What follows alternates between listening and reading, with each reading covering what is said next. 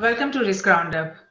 The rapid advances in cyberspace are bringing complex, chaotic, and challenging time for each nation, its government, industries, organizations, and academia, in short referred to as NGIOA, in cyberspace, geospace, and space, in short referred to as CGS.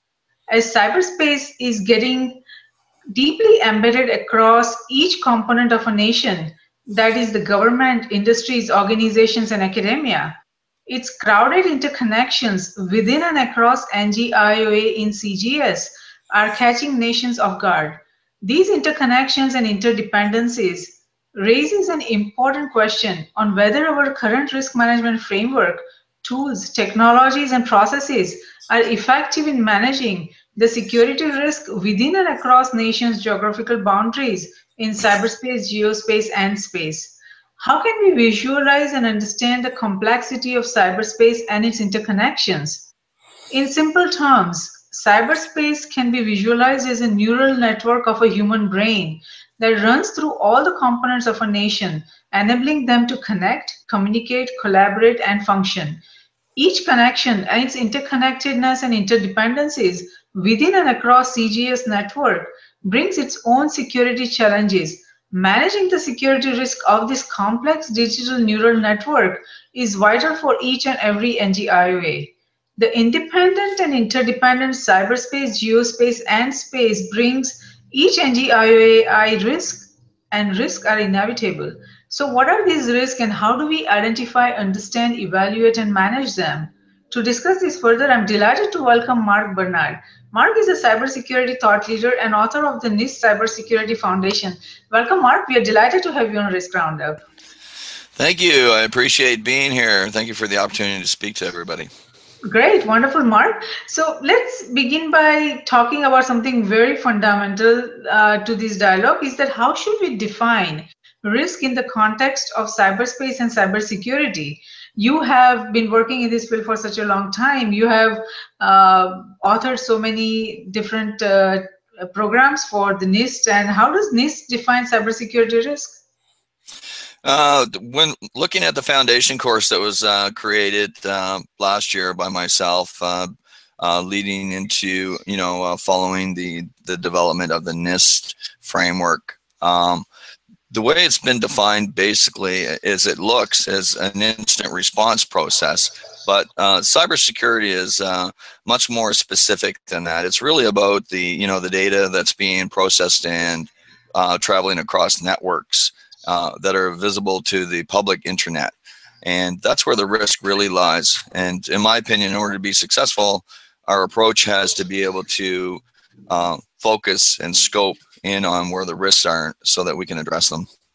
I see. So you're saying that it's more based on data and information that travels through the internet, but it does not, from what it seems, is that it does not pay any attention to the risks that arise from the potential of losing the value of the current as well as strategic entities, events, and relationships, because cyberspace is fundamentally changing the business models, the way we do things, the way we work, the way we socialize. Everything is changing. So the strategic impact on the industries, on the governments, on the governance, or the business management or business models, everything is changing. So from what I have seen, NIST is focusing on only information security risks. They, like you said, they are more focused on data and information.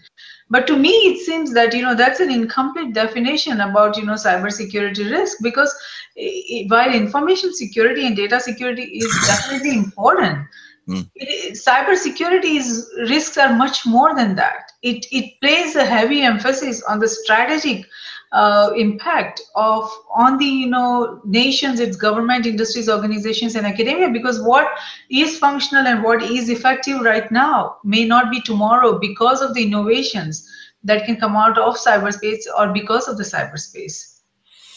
Yes, that's true, and I think it's no more evident than our approach right now. There's a lot of, as you say, factors that are contributing to the complexity and the depth of the risk. Not to mention the fact that these networks are traversing the internet.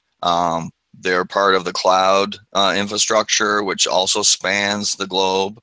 And so we have multiple countries involved. We have multiple regulations and statutes and laws. You know, some of the challenges that I've run into helping cloud computing vendors, for instance, that have locations in China and India, are the fact that these governments want you to send data to those data centers unencrypted. So a lot of the customers that we have are not interested in doing that. So we have to implement newer technology like IPv6 in order to be able to encapsulate the packets of data and give them little address labels so that they avoid those countries and go around them through that neural net, as you like to refer to. That is very surprising that they wanted to go unencrypted. Why would they want to have unencrypted data? Well, Don't they want to focus on security?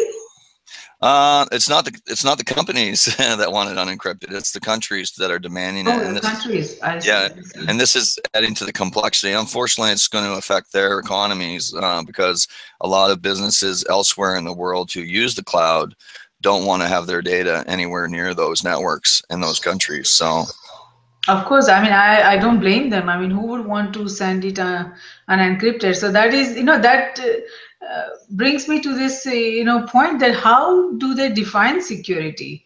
Because these nations, they don't want to have encrypted data, and they are focused on having all the communication go unencrypted so that they can, keep an eye on that. But at the same time, what is security? What is its impact on security? How should we define security? Yeah, I think it gets back to like basic rules of governance and risk management. The entities that collect that information. I mean, I think if you look at the privacy legislation and data protection legislation, they really, the full 9 yards to explain, this is somebody's information and here's the rules. Here's the 9 specific rules that you have to implement. And I think that sort of approach really transcends all information handling in IMIT and ICT. We need to look at the big picture, all the data. The company collects it, they're responsible for it. And then, my approach is basically to not only identify the owners internally, but also to identify what those assets are. And, I'll give you an example. Some small companies, 300 people only, sometimes they can have up to 6,000 different pieces of information. Not all personal information. Some of it's internal. Some of it is configuration data, right? Yes. Some of it's strategic planning. So they have marketing strategic plans. They have competitors. They're trying to outmaneuver their competitors. That data is also of value. So these companies need to take ownership of that and then make the decisions on their own governance structure and risk appetite. Yes, yes, absolutely. Now, from your observation with working with so many, clients of yours, and especially putting together all these programs that you have been, how would you evaluate cybersecurity risk from a national perspective, or an industry perspective, or a business perspective, or depending on any specific initiative that you have been working on? How do you evaluate cybersecurity risk? Well, how do I evaluate it? Well, I have a pretty well thought out process. So started out following the harmonized threat risk assessment approach, which was developed by federal law enforcement. And that basically gives us the ability from a risk management perspective to evaluate everything from the risks associated with the server to the risks associated with terrorism. So we get the full scope depending on where your organization is. And then I also like to use the framework that was developed by the Australians and then later adopted by ISO, which is now ISO 3100. That provides a very nice process for risk management to be managed along the lines of. And then added onto that hybrid model, I also take a look at the enterprise risk management process. So the one developed by COSO or by CAS, because the one thing from an operational perspective that a lot of IT, IMIT, ICT people are missing is the big picture, right? Yes, the senior executives get it, but in order for us to communicate to them, express what the risk is in their sort of language, and be able to get their support and their, funding to mitigate that risk. We need to be able to express it in terms of, strategic risk, financial risk, operational risk, compliance risk, and hazard to humans, right? No, no, I'm really glad to hear that you are taking a very broad approach and you have sort of integrated all these different frameworks that are out there. So that is really good. I'm sure that your clients are benefiting tremendously from the approach that you are taking. Now, cyberspace has given nations strong pressure to change how they define, understand, operate, govern, and manage their independent and interdependent security risk. So the question is, how can that be achieved when individual security of any business or any company or any industry or any country, individual security is tied to collective NGIOA security, as I say, nations, its government, industries, organizations, and academia. And external NGIOA security threats have ties to internal NGIOA security threats. Cyberspace security is tied to also geospace security and space security. It's integrated, CGS, as I say. So how do we approach this? How do we define integrated, interconnected, interdependent risk? And that's what cybersecurity risk brings us, from cyberspace. What are your thoughts on that? Well, I think you pointed out to a good area that there is some complexity, and we haven't really learned how to communicate between different tiers, if you like, within society. So our national governments, who are mostly concerned with the protection of their economies and their people. So they deal with risk at a different level, and they have all the authority. Really, they can put up a firewall around your country and not let anybody send data in or out, which could really dramatically affect how commercial enterprises run their operations, and that's where the disconnect is, right? So commercial entities are trying to do the best they can. And implement security. Some are better at it than others. Some go with the lawyer legalese. They only implement what they need to, so they call it commercially acceptable security, and so they kind of frame it like that. But some other countries and other companies, especially cloud vendors, because they're really concerned, right? A lot of these cloud vendors provide a platform and infrastructure to governments, to not just private sector, but to also foreign enterprises. So they have to kind of tippy-toe around the legislation and the law, and it's really it's getting pretty strict. So I think right now what I'm seeing is last year we saw President Obama, initiate 3 or 4 laws at the beginning of the year, and then there was about 15 different bills that got initiated. So we expect that pretty soon, without the granting of the government's authorization, you won't be able to send data outside the country. It could get that bad. I'm not sure. It's bad though. So like you said, it's a big thing, right? And it's not just the globe, because you also talked about space, and I presume that you're talking about like the universe. As we move off to different planets, this cyberspace world is going to be extended out to those other planets, right? So yes, absolutely. Because see, computer code and connected computers and internet has connected everything, our space satellites, and how we do things. And in the coming years, it's going to be much more complex, interconnectedness. So yes, it is a challenge. Now, the security concept is currently being subjected to big changes in respect to its aims, capabilities, sources, connectivity, and the dimension of threats. In the new era of cyberspace and digital global age, the security threat has no visible front, border, or armies.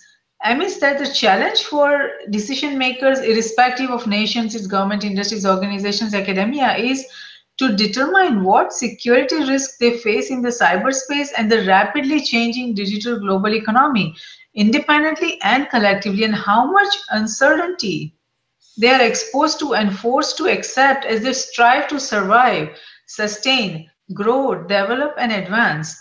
So the current uncertainty brought on by the cyberspace and the digital global age presents both security risk as well as strategic opportunity to each component of NGIOA, with the potential to erode or enhance nations' value independently and collectively. So how do we deal with such uncertainty, and does NIST provide any guidelines to deal with this kind of, humongous uncertainty, if I, say? When I look at the NIST and I hear what you're saying, so a friend of mine, he's a professor of microeconomics, and he and I have talked about the impact of cybercrime on our economy and stuff. And I think that's kind of what you're getting at is, how do we protect against that? I don't see anything in the NIST framework that's going to be able to do that for you. So it's going to have to take some additional intelligence or knowledge in order to be baked into that. I think the approach is really the key.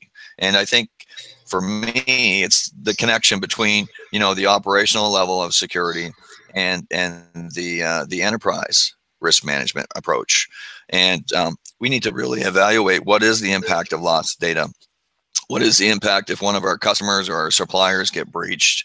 What is that impact to our organization? Because I don't think that's really been done very well yet. And I'm not sure that NIST is even the right person, the right group. They develop some beautiful standards for us to follow. A lot of intelligence goes into those standards, but they're not the regulators, right?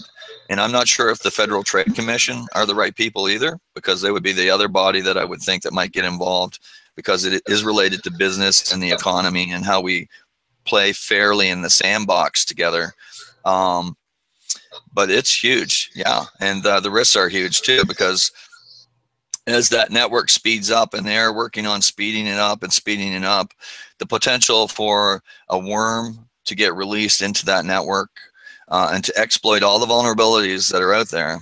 And let's face it, if we look at things like current antivirus software, and I've been tweeting this out for a while. If anyone follows me, they'll see it out there. I've been saying, the software that we develop is really the core of our problem, because the vulnerabilities and the defects in that software have allowed hackers and have allowed malicious governments, foreign agents, to get access to our information, but it has not been regulated. So you're absolutely right. I mean, we just had a session on security first architecture where we discussed the same things, that the software software developers, or even the corporations that outsource software development, they are in so much hurry to get the functionalities that nobody pays attention to the security. And all the vulnerabilities come from there, because security is not the priority for the architecture when they are defining how to go forward with the software. So sooner or later that liability is going to come to the software industry, because they are not developing secure software, and that is where we need to address the security risk. And as you said correctly, that is something very, very critical, and we need to pay attention to that. And some regulators probably need to come out and define some regulations, and create regulations that would make the software developers more responsible, and not rush in so much that they just want their software out and make some money out of rapid developments in this industry, and not worry about the security risk that it brings to each and every one of us. Yeah, and software is one of the parts. So software amounts for about, it used to be about 75% of known vulnerabilities. And a lot of those get, for the organizations that participate, they send those over to the Common Vulnerability and Exploitation Database. So tools that are used like for PCI compliance, like Nessus, it relies on that database to find vulnerabilities in the payment card industry, right? But speaking as a former Red Team member for IBM, I can tell you that percentage is shrinking, right? So the effectiveness of antivirus and our knowledge of known vulnerabilities is diminishing quite rapidly now, because we're seeing thousands of new vulnerabilities every day. Yes. So the undetectable ones is really, there's a number of organizations that are out there trying to come up with a method of how do we detect something that's gone wrong. And this really gets back to housekeeping. So how does IMIT and how does ICT do their housekeeping? And it's, in some organizations, it's not very good. I know the UK government a few years ago, they came out with ITIL because they were having trouble with their suppliers not following proper security protocols and not being able to provide services effectively, and it was costing a lot of money. So they came out with these 11 procedures that they would have to implement and certify against. Yes. So it solves part of the problem.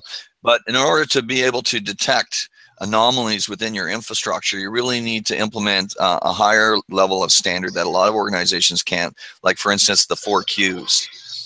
So the 4 Qs come out of total quality management process. It's installation qualifications, operational qualifications, design qualifications, and performance qualifications. And what that does is it's 4 tiers of a security standard, basically. So you say, what does my manufacturer tell me about implementing this device or this piece of software? Okay, so you put that in the standard. And then it tells you, well, what do I need to do as an organization? Because I have customers, they expect our business to be run this way, so we have certain configuration requirements. So that goes into the standard. And then there's the overall design, so pulls in the requirements from the customer and applies those to the standards. So now you have 3 tiers. And then the 4th one is performance. A lot of companies are claiming that they're doing heuristic monitoring for anomaly detection. But to be honest with you, you can't actually do that unless you have the 4 Qs defined. And I seriously doubt that unless you're a pharmaceutical organization and you're regulated by the FDA, you probably don't have it. Yes.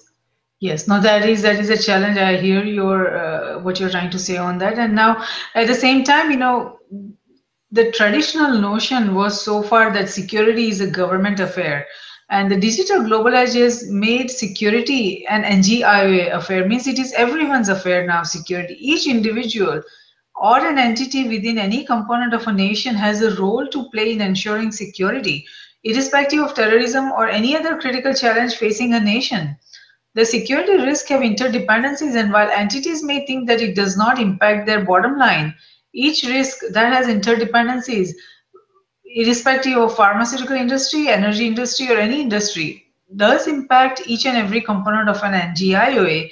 And that is where the challenge is, that how can we develop a framework that would work for everyone, where everyone can get involved into risk identification, irrespective of whether it's cyberspace risk or risk coming from geospace, that is our physical space, or it's coming from space. How do we define a structure or a framework where we all can get involved into risk identification, risk evaluation, and risk management, where we can make everyone accountable? So that is the framework where I see lacking, because of the cyberspace, the nature of risk has evolved in not only cyberspace but also geospace and space. So what would you tell to our global viewers and listeners as to the complexity of risk they are facing today due to cyberspace and the seemingly lack of, effective framework that can help us identify the integrated and interdependent risks that we all are facing?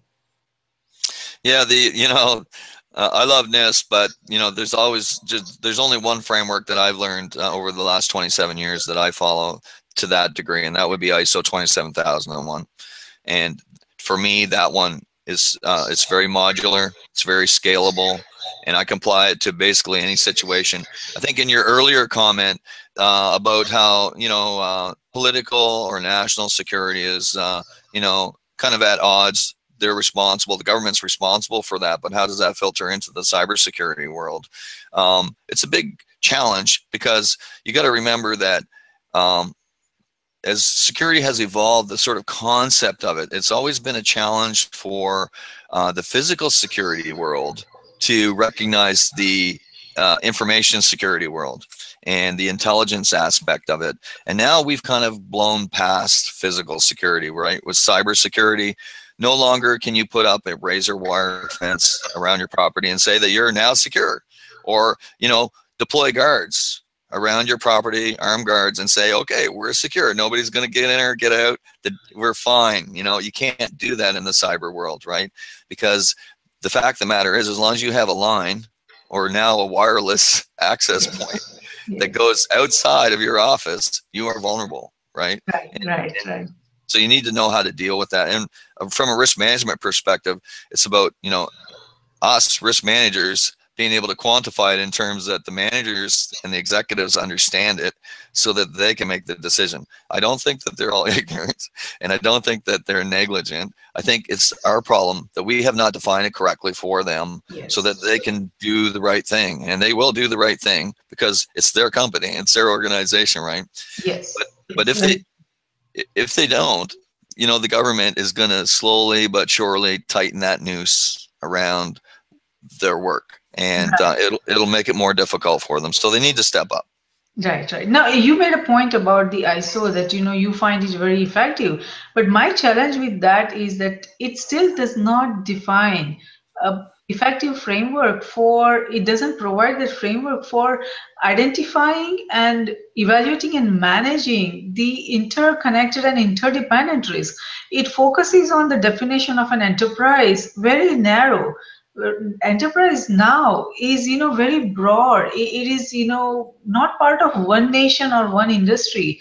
It is part of multiple industries. And enterprise can be part of multiple industries and multiple nations. So there is no effective way that ISO provides, in my assessment, to identify interconnected interdependent risks, or to how to manage that. And it focuses more on reactive response than rather than proactive. And at the same time, there is also focus more on transfer of risk than uh, prevention of risk or managing risk. What are your thoughts? Yeah, so you hit on a number of good topics there. We could go down each one of those. So I'll try and see if I can recall them. So I have to disagree a little bit because I'm a big fan and supporter of ISO because I think it does. And I've worked with organizations around the globe who has in locations around the globe, and they work with other supply chains, right? And it all starts with, the very first step is to define what are the regulations and the statutes and the legal obligations that you have to follow, and then mapping those into the framework from an information handling perspective. So I have yet to see any statute or regulation that cannot be addressed that way, because compliance risk on the executive's mind is one of the biggest, potential areas of challenge if they run into a regulator that won't let them do business in a certain area because they haven't followed the rules, right? So that's a big risk. So putting that, dealing with that and putting that away.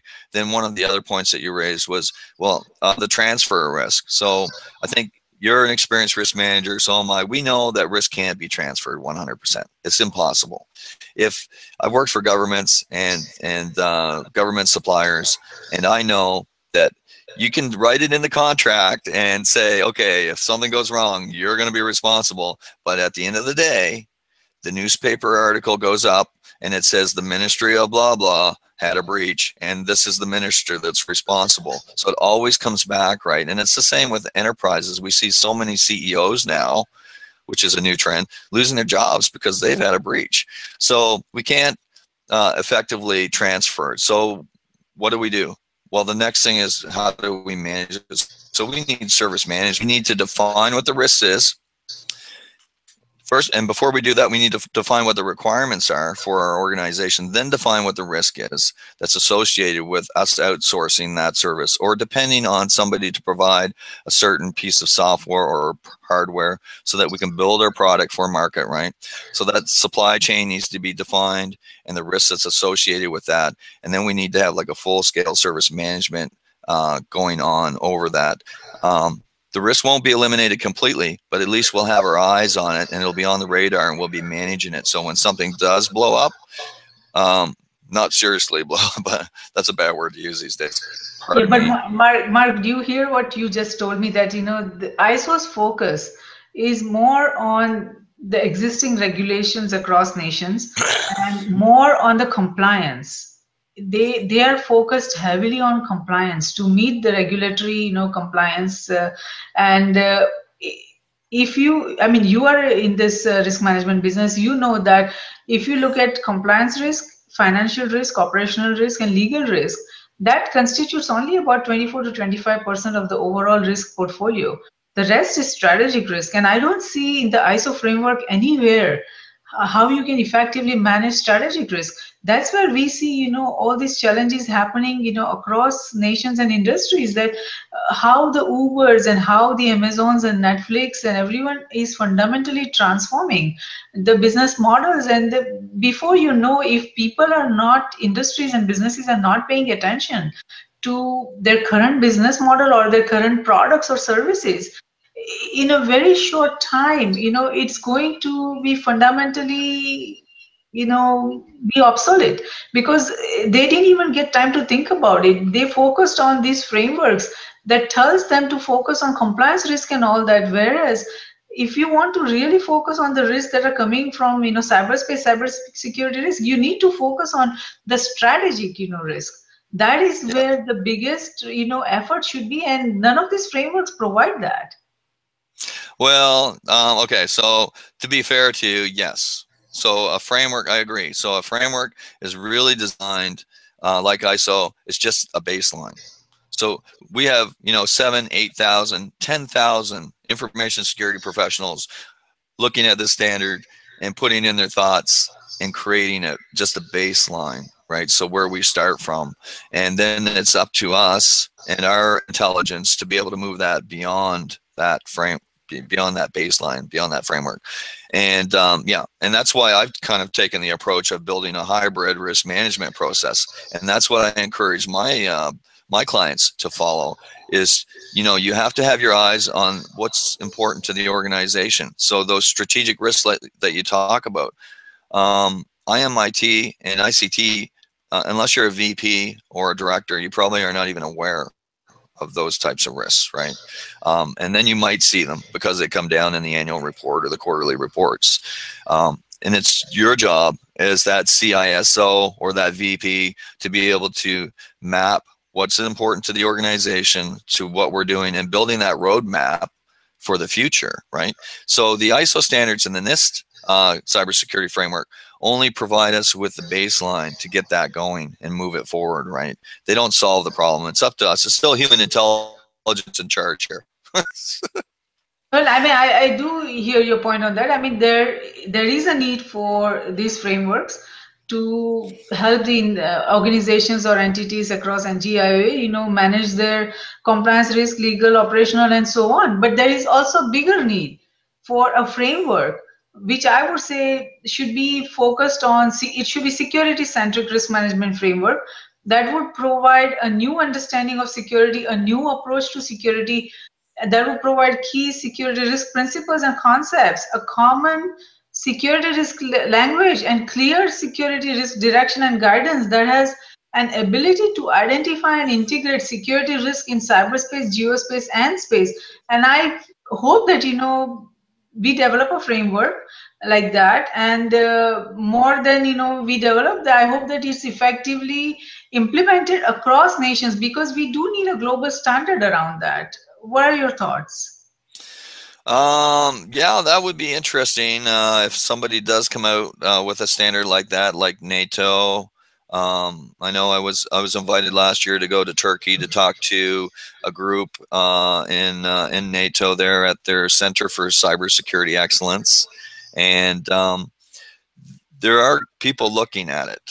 But again, there's that conflict between the military is getting involved and the government and law enforcement, and their perspective of risk is different than perhaps ours. I mean, I'm a pure information security guy. I see the data, I see the information, I see the knowledge when I look at data, and I say, what is the value to your organization? And wherever that data travels, what are the risks that it gets exposed to, based on classification, time sensitivity, those regulations that helps us set sort of the security standards around encryption and stuff. So I think if you do follow an information security approach to cybersecurity, that you will be on pretty solid ground, because that's what it's all about. It's always about the information. We're not trying to protect the infrastructure. because we've got tanks to do that, right? We're not trying to protect, cyberspace equipment because it can be replaced. But the data that transcends over those cables, whether they're under the sea or in the air, that is what we're trying to protect. And that should be the sole focus of the risk management processes. What is that piece of strategic information worth to your company, and how much risk mitigation should you be applying to that? But Mark, sitting in any corner of the world, just with a laptop, now people, hackers, or anyone can effectively destroy a critical infrastructure in geospace. You are saying we are not protecting, infrastructure, but we are, protecting infrastructure. It is all integrated now. So cyberspace, information, data, that is just a very small component, I would say, because of the ability to transfer information, to release a code, a computer code, or whatever program you have created to destroy some physical infrastructure in cyberspace or geospace. That means someone sitting in probably Afghanistan or Iraq, they can release a program that would destroy our critical energy infrastructure in Texas or anywhere. So how can we, say that, these frameworks, how can we be confident that these frameworks that we have currently are effective in managing all those kind of security risks? Everything is interconnected now. I think what I am saying is that the underlying premise of the need for security-centric risk, cybersecurity risk management framework that I am, promoting and proposing is that in the interconnected and interdependent digital global age, no entity within any NGIOA can effectively manage their security risk independently. Even if an entity manages its private independent security risk independently, the interconnected and interdependent risk facing them will undermine the isolated and independent risk management effort and program and make the entity vulnerable to catastrophic events. What we have is not good enough. Yeah, it's still maturing. I'm not so sure that we don't already know what needs to be done. So I think we do disagree a little bit there. But I think what the problem is that not everybody's on board, right? Because if everybody was, I mean, you look at a country like Japan, who has over 7,000 ISO certified companies. I'm betting that, if you tried to unleash a Stuxnet on their infrastructure, that you would have a difficult time of getting that to the nuclear power plant, because it just wouldn't happen. Unlike Iran, where, a lot of the guard is down, they're not really considering protecting the infrastructure for whatever reason. And, the US and Israel designed Stuxnet. They sent it across, and it started a meltdown of that nuclear facility. So I hear what you're saying about you can unleash anything from almost anywhere. So you really need to get back to, one of the more traditional approaches, which is the defense in depth, right? So you have gateways. People just can't get direct access, right? But you have to, again, map the data. So you look at your asset, you find out where it's traveling, right? And you find out what are the risks and who are the threat agents. And then you build your defense in depth based on where your threats are coming from and how to identify them. There are people who are motivated. On my I have a little, I don't know if you've seen it, but I have a scorecard for threats, for vulnerabilities, and I evaluate each one on like 5, critical points. And when I look at threats, at the top of the list are government agents. Because if you take a government like North Korea, right, and you say, you know what, they have enough money, they could build a a supercomputer or a quantum computer, which could crack the most longest password or encryption like in seconds, right? Could they get into a country like the US, get in through the supply chain, and get into one of the manufacturers of a nuclear silo or a missile? I mean, anything's possible, but the only way to defend against that is to recognize that organization and that supply chain needs to be able to recognize that there is a threat out there, and they are motivated, right? They want to disrupt things and they want to be seen on the national stage. So how do we prevent them from doing that. And then we need to, again, start with the framework, right? And get those people on board and those executives and those managers and make it a priority at the boardroom that security is considered as part of that process. Yes, yes, I think we agree to disagree on this point that the frameworks that we have currently are effective in helping us identify, evaluate, and manage the cybersecurity risk. The integrated and interdependent. My concern has always been the lack of focus on identifying and managing the integrated and interconnected and interdependent risk. I had a dialogue with NIST also, and their response was that they are not concerned about the interconnected interdependent risk because they have taken accepted it that these risks exist and they will be there, but there's nothing we can do about it. But that's where I think my approach is different, that there is something we can do about it. There is something that we can develop, an effective integrated, interconnected, security centric risk management framework. We can develop that, we can make everyone accountable, and we can manage integrated, interconnected, interdependent risk. But I'm just one voice, so let's move to another point. Now, identifying and understanding cybersecurity risk is one thing, and managing it effectively is a whole another thing. Cyberspace has brought each and every entity a liability due to security risk brought to assets in CTS that may or may not belong to them. So, amidst that, the big question today is how can any entity within any NGIOA across nations ensure cybersecurity liability individually and collectively? If I am an entity and I have identified some cybersecurity risks that I cannot manage on my own because it's not within my capability or power, how do I ensure that? And would those kind of policies be available to ensure those kind of cybersecurity risk? Yeah, for me, it gets back to the legal obligations, right? So I think, there's our sort of our social conscious side where we would like to see things improve. But when it gets down to it, it's what the judge decides at the end of the day, right? Where the liability is. So to identify what those risks are, you need to be able to really understand your enterprise, understand your organization, what kind of information assets it's handling, and where those information assets are going, and what are the associated risks with those assets. And then we need to get into the procurement process and be able to define, when we do our RFPs or RFIs, we need to be able to define what our requirements are for managing the risks. Now, traditionally, what we've done is we've written contract language that you will follow the laws governed by the enterprise where it's been based. That's sort of really old school.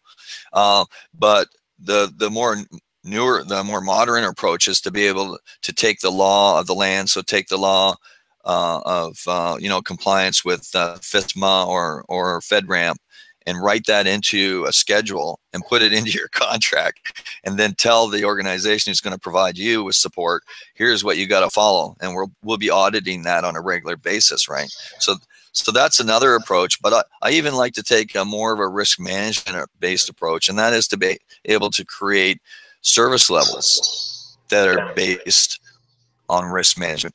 And then have regular discussions with these people so that the dialogue, the communication is open, so we know if there's a problem, they're addressing it, so that we have some level of confidence, right, that it's being treated.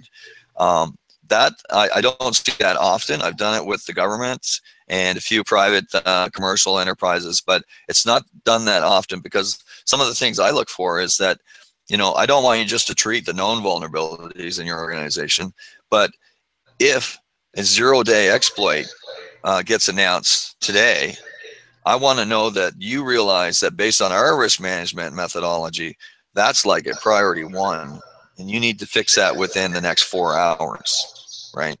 So you can't really write that into a contract, but what you can do is you can put it into an SLA, and you can ask them to treat that within that time, and then you can follow up with them and look for the evidence, right, to make sure. And if they don't, then you have financial penalties, right? And that always gets the attention of the board. Right, right. No, I hear you on that. But see, my concern is that, let's say any organization, uh, they can manage the independent risk themselves. For example, uh, any organization process is to manage their internal digital networks. But interdependent risk, for example, inter-organizational information systems, essentially physically connect firms' IT infrastructure via the internet and expose the participating firms to network-wide security risk. An organization's network is at risk if a hacker gains access to its partner network. Even firms without close business relationships may be logically interdependent. So strategic hackers often evaluate the security level of firms. They evaluate each of their partners and vendors and select their targets on the basis of whose systems are the weakest and whose Yeah. systems they can break into quickly without being detected. So these are the interconnected, interdependent risk I'm talking about, and we don't have a way to manage that. So my concern is, how do nations manage both these kind of interdependent risk while managing the, they cannot manage on their own. So there needs to be an entity who has to focus on managing this kind of interdependent risk. And in my assessment, that there is no one better than insurance industry to manage this kind of interconnected interdependent risk, because cyber insurance market is still very in early stages. Their insurance companies are still trying to figure out how to insure what kind of cybersecurity risks are insurable, and how to create policies that they can offer to their clients. I feel that if insurance industry goes back to its original standards of how they were creating policies and standards back a couple of 100 years back, and if they go back to that approach, then they can easily manage cybersecurity risk. They can effectively tell every client of theirs that if you need to have a very effective security centric risk management framework established within your entity, and you need to be very focused in that approach, and managing all your independent risk yourself. Only the risk that you cannot manage on your own, the ones that are interdependent, interconnected, you can purchase insurance policies for that. But you cannot purchase insurance policies for the independent risk that you can manage on your own. So I think if this is how it's created, if the insurance industry takes a role, an active role in managing the interconnected, interdependent risk, then I think they can bring a very positive difference into the cybersecurity market. But we'll have to see, how it goes forward. I'm trying to talk to the executives of insurance industry to get their response on that, but we'll see how it goes forward. But what do you say of this approach, what I'm proposing? I think so. I worked for an insurance company once, and they're really in the business of making money, right? Oh, this will make them money. This has nothing to do with not making money about this.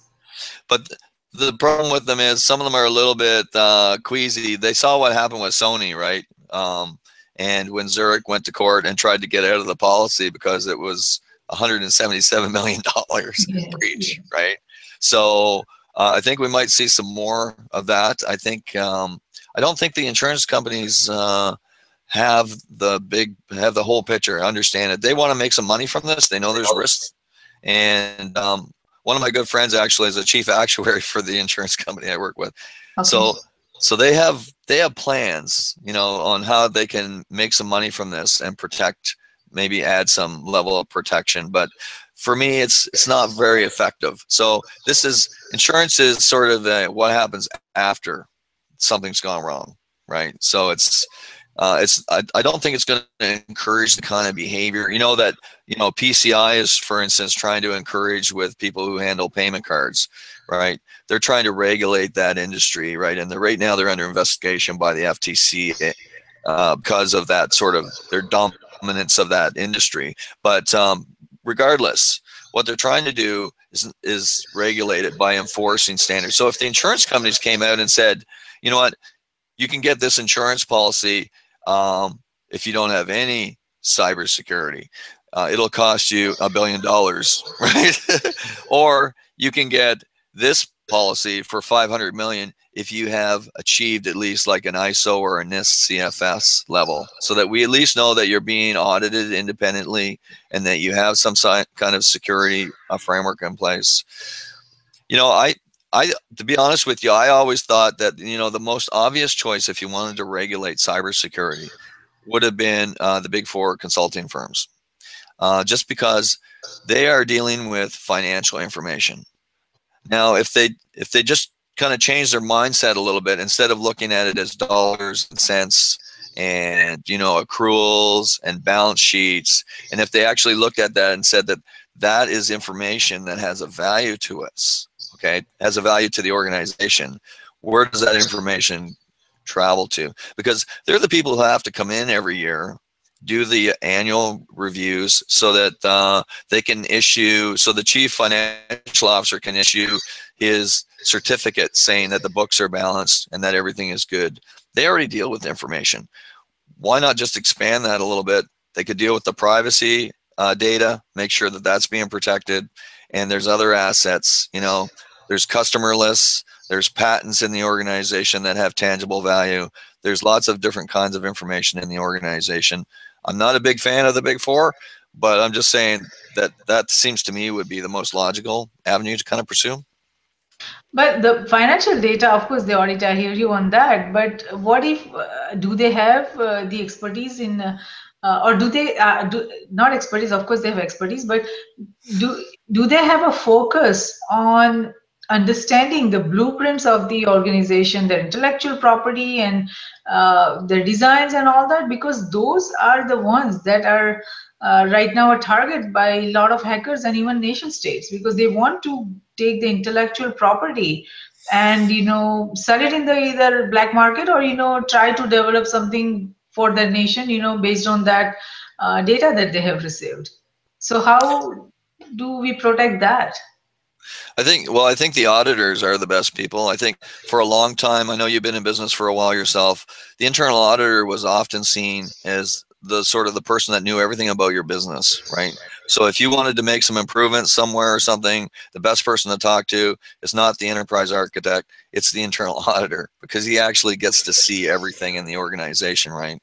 And so are they equipped? Do they have the right mindset? Because that's the biggest concern for me, because it's like the physical security people trying to get them to do cybersecurity, like at Homeland Security. Yes.